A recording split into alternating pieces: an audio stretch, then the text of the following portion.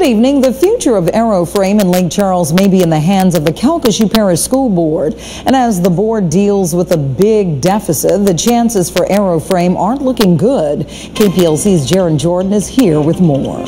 Cynthia, it's all about a tax exemption for Aeroframe that's about to expire. A proposal to grant Aeroframe a one-year tax exemption was rejected by the school board's budget committee. Now Aeroframe brass will make a final plea to the full school board for an exemption or have to face dire circumstances.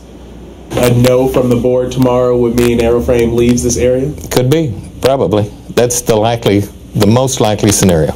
Randy Robb is the executive director of the Chenault International Airport Authority, who leases land to Aeroframe, an airplane maintenance company.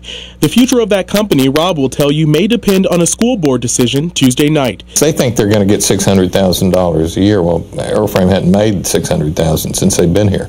This month, a 10-year tax exemption on the Aeroframe property expires. Aeroframe isn't asking for a renewal of that exemption, but a proposal similar to what the city recently approved that will give them time to seek investors before being required to pay the tax. That more reasonable option was to give them a one-year exemption to allow them to work with some investors to see if we can bring them in here and then escalate that sales tax for over a 4-year period.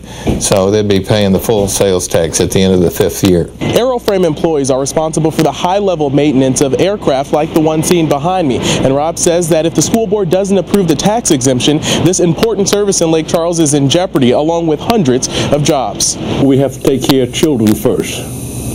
We have to take care of schools first before we take care of others. Fredman Hardy is a school board member who sits on the budget committee who voted in opposition to the proposal. He says the school board's budget has to be the main priority. If we have a $13 million deficit, I can't see how we can start saying we can't claim this money and we can't give an exemption, because we don't have our budget straight yet. Hardy believes those budget concerns are what will drive the school board's decision at Tuesday's meeting. I think the general board is going to say, look, we're going to work out our budget problems first, then we're going to look at Aeroframe.